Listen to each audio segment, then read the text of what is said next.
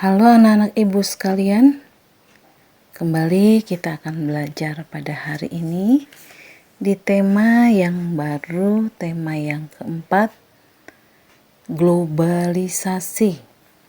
Subtema yang pertama, globalisasi di sekitarku, pembelajaran 1. Tetap semangat belajar di rumah.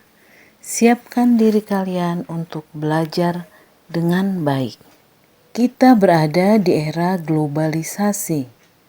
Dapatkah kamu menyebutkan dan menjelaskan fakta tentang globalisasi yang ada di sekitarmu?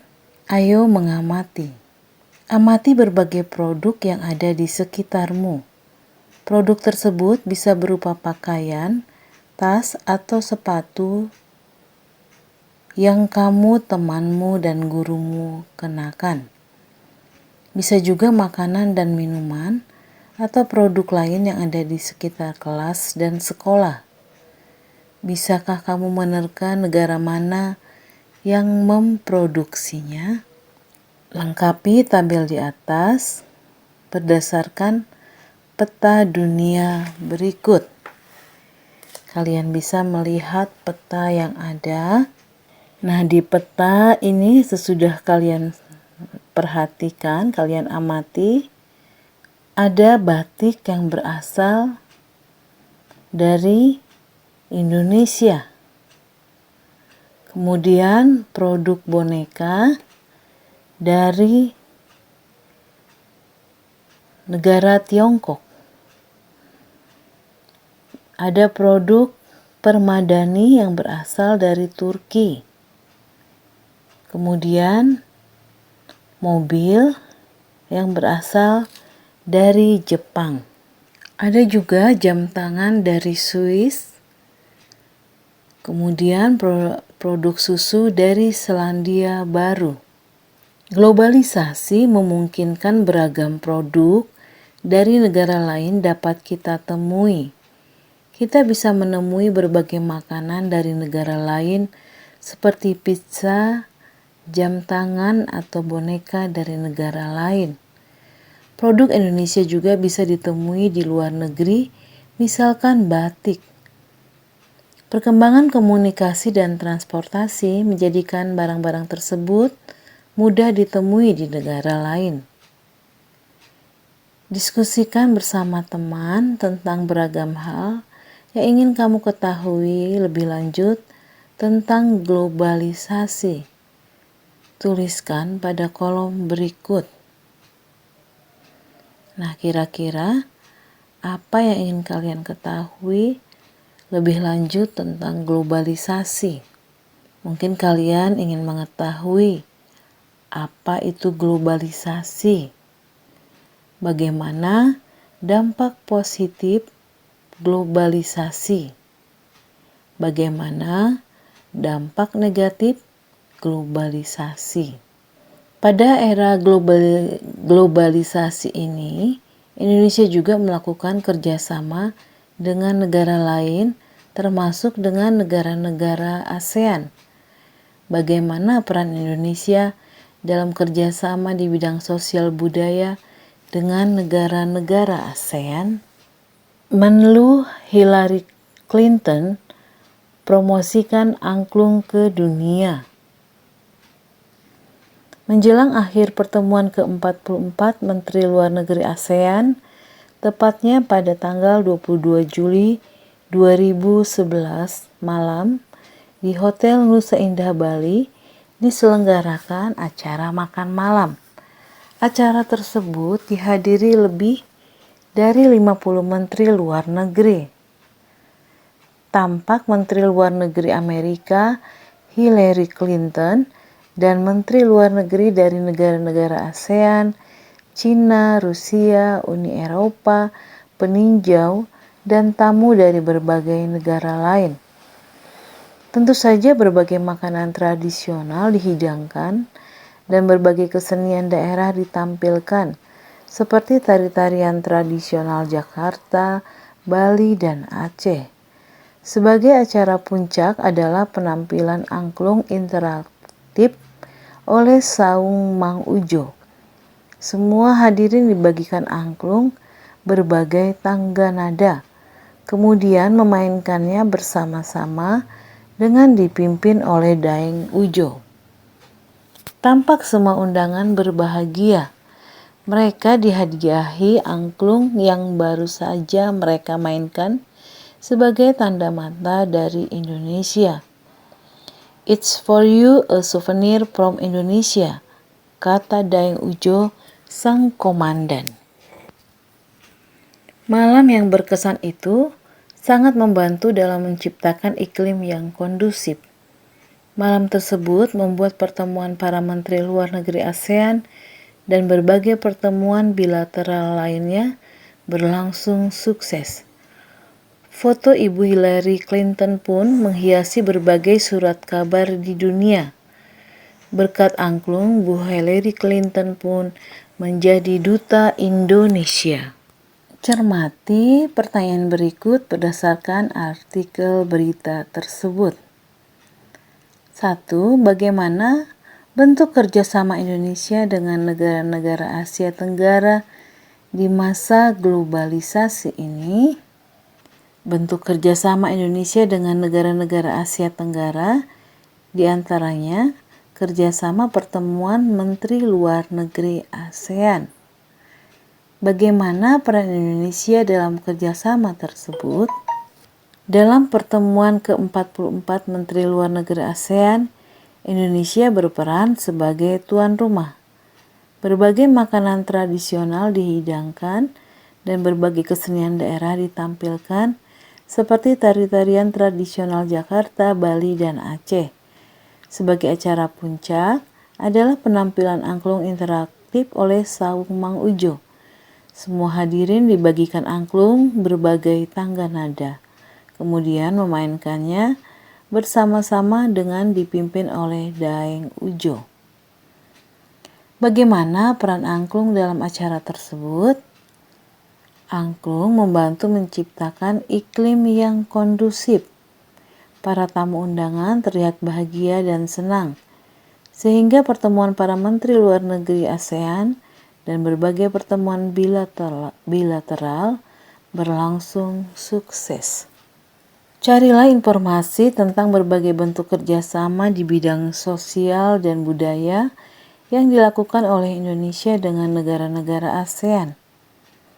Kamu bisa mencari informasi tersebut di berbagai media seperti surat kabar, majalah, atau artikel-artikel berita di media elektronik.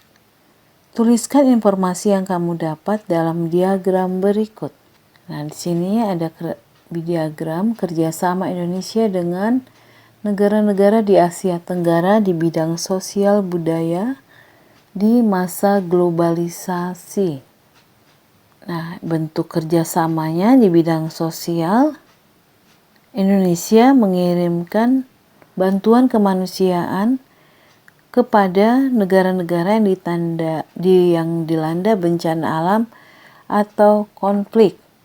Peran Indonesia dalam hubungan kerjasama dengan negara di Asia Tenggara adalah Indonesia mengirimkan bantuan kemanusiaan untuk korban Topan Haiyan di Filipina.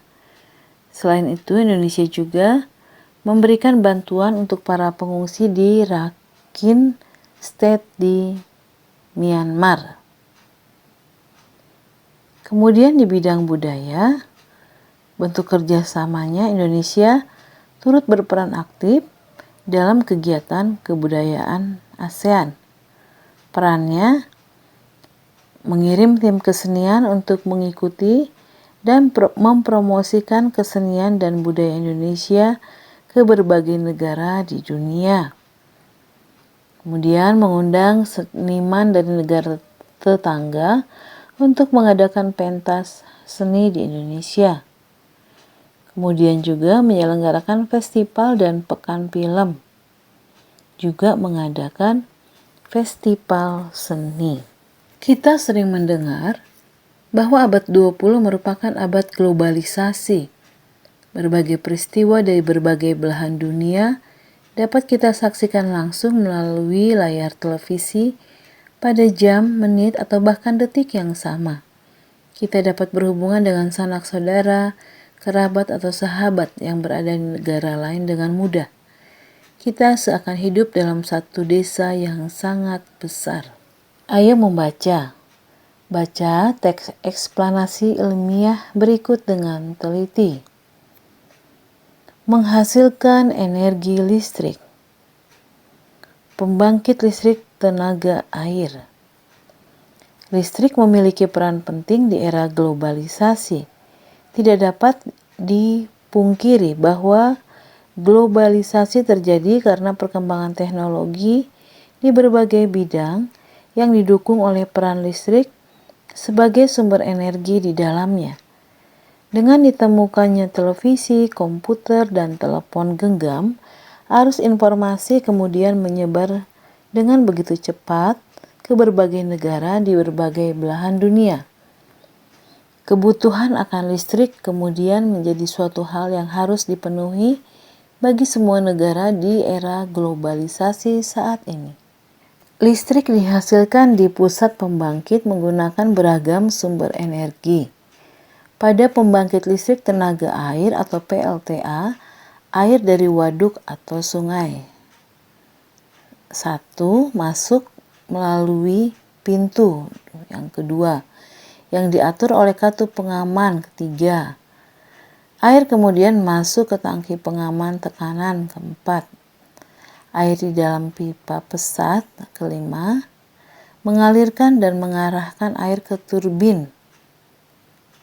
Ketujuh, melalui katup pengatur tekanan. Keenam, untuk mendapatkan tekanan energi yang besar. Energi potensial air kemudian menggerakkan turbin. Energi gerak tersebut kemudian diubah menjadi energi listrik oleh generator. Ke-8. Energi listrik dari generator kemudian diatur kapasitas tegangannya dan dialirkan oleh transformer. Ke-9. Energi listrik kemudian dibagikan ke konsumen oleh saluran transmisi. Ke-10. Komponen utama pada semua pembangkit energi listrik adalah turbin dan generator. Turbin tersebut harus bergerak untuk menghasilkan energi gerak yang kemudian diubah menjadi energi listrik oleh generator.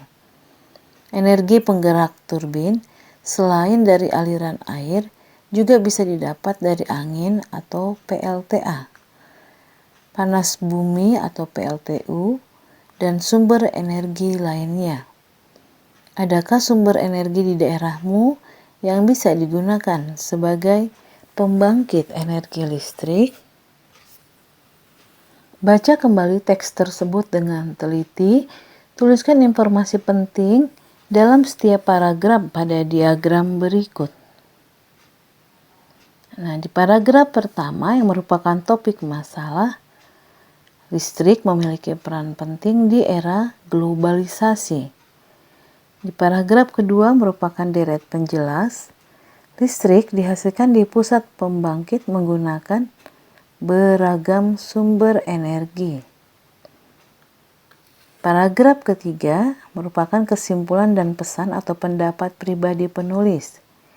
Komponen utama pada semua pembangkit energi listrik adalah turbin dan generator.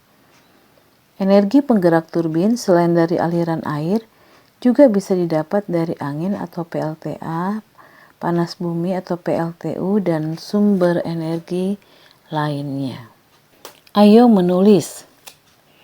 Kamu telah memahami tentang proses menghasilkan energi listrik dengan komponen-komponen utama pada pembangkit tersebut. Komponen utama pada semua pembangkit energi listrik adalah turbin dan generator atau dinamo. Turbin tersebut harus bergerak untuk menghasilkan energi gerak yang kemudian diubah menjadi energi listrik oleh generator atau dinamo. Pada pusat pembangkit dari waduk-waduk besar, energi listrik yang dihasilkan juga sangat besar dan mampu memenuhi kebutuhan listrik warga di banyak wilayah. Di daerah pedesaan yang belum terjangkau aliran listrik dari pemerintah, warga terkadang membuat pembangkit listrik secara mandiri dengan memanfaatkan aliran air dari sungai atau air terjun yang ada di daerahnya. Pembangkit tersebut tentunya menghasilkan energi listrik yang hanya cukup untuk memenuhi kebutuhan listrik warga sekitar saja. Pembangkit listrik tersebut dinamakan pembangkit listrik mikrohidro yang memanfaatkan sumber energi alternatif dari aliran air yang ada di lingkungan sekitar. Amati gambar pembangkit tenaga listrik mikrohidro berikut. Kalian bisa memperhatikan gambar pembangkit tenaga listrik mikrohidro. Cermati kembali proses menghasilkan energi listrik pada teks sebelumnya. Tuliskan proses dihasilkannya energi listrik oleh pembangkit listrik mikrohidro. Kamu dapat menambahkan gambar pada tulisanmu.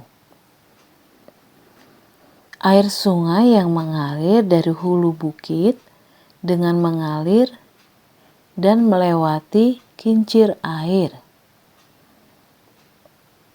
Kemudian energi potensial air menggerakkan turbin atau dinamo. Energi gerak tersebut diubah menjadi energi listrik oleh generator atau dinamo, sehingga energi listrik dibagikan ke perumahan oleh saluran transmisi. Pada pusat pembangkit dari waduk-waduk besar, energi listrik yang dihasilkan juga sangat besar dan mampu memenuhi kebutuhan listrik warga di banyak wilayah. Amati benda-benda yang ada di sekitarmu, misalnya pakaian, barang elektronik, peralatan rumah tangga, dan kendaraan. Apakah kamu menemukan produk-produk yang berasal dari lintas negara? Catat temuanmu pada tabel di bawah ini. Nah, coba kalian perhatikan benda apa yang berasal atau produk apa yang berasal dari lintas negara. Nah, kalau kalian pernah mendengar jam tangan Rolex berasal dari negara Swiss. Penggunaan dalam kehidupan sehari-hari sebagai penunjuk waktu dan sebagai perhiasan. Pengaruh produk tersebut terhadap kehidupan suatu negara, masyarakat lebih disiplin dan lebih tepat waktu. Kemudian produk lainnya, handphone Samsung. Handphone Samsung berasal dari negara Korea Selatan. Penggunaan dalam kehidupan sehari-hari sebagai media komunikasi dan hiburan. Pengaruh produk tersebut terhadap kehidupan suatu negara memudahkan komunikasi antar wilayah negara dan sarana hiburan. Kemudian produk lampu Philips berasal dari negara Belanda. Penggunaan dalam kehidupan sehari-hari sebagai penerangan baik di dalam maupun di luar ruangan. Pengaruh produk tersebut terhadap kehidupan suatu negara, aktivitas masyarakat menjadi lancar, khususnya malam hari. Kemudian produk mobil BMW berasal dari negara Jerman. Penggunaan dalam kehidupan sehari-hari sebagai alat transportasi. Pengaruh produk tersebut terhadap kehidupan suatu negara mempermudah bepergian dan transportasi. Demikianlah pembelajaran yang dapat Ibu sampaikan kali ini. Semoga anak-anak Ibu memahaminya. Belajarlah dengan giat untuk menambah pengetahuan kalian, terutama menjelang persiapan akhir tahun pelajaran kalian. Terima kasih. Tetap semangat belajar di rumah. Salam sehat.